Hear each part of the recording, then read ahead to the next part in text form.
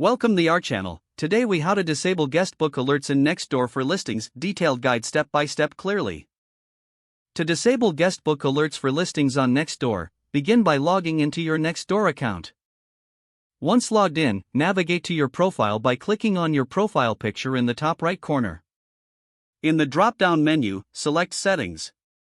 Now, look for the Notifications tab on the left sidebar and click on it.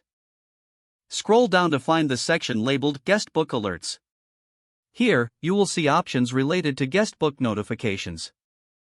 To disable alerts, toggle the switch next to Guestbook Alerts to the off position. Ensure that any other related notification settings are adjusted according to your preferences. After making your changes, look for the option to save your settings and click on it. You should receive a confirmation that your settings have been updated successfully. Lastly, exit the Settings menu to return to the main dashboard. You have now successfully disabled guestbook alerts for listings on Nextdoor. If the page does not load, refresh the browser or try again in a private or incognito window.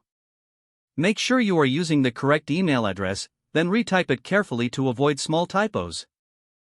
If your password is not accepted, use the reset option and create a new strong password you can remember. Check your spam folder for verification or security emails, then complete any requested confirmation steps. Enable two-factor authentication if available to improve account security and reduce unauthorized access risk. After signing in, review your profile details so your contact information and settings are accurate and current. If you see an error message, note it down and try again after restarting your device and internet connection. Log out when you finish, especially on shared devices, to keep your account and payment information secure. If the page does not load, refresh the browser or try again in a private or incognito window. Make sure you are using the correct email address, then retype it carefully to avoid small typos. If your password is not accepted, use the reset option and create a new strong password you can remember. Check your spam folder for verification or security emails, then complete any requested confirmation. Enable two-factor authentication if available to improve account security and reduce unauthorized access risk. After signing in, review your profile details so your contact information and settings are accurate and current.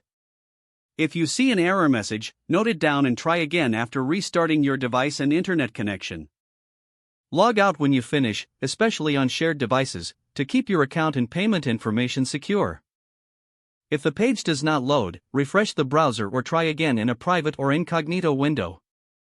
Make sure you are using the correct email address, then retype it carefully to avoid small typos.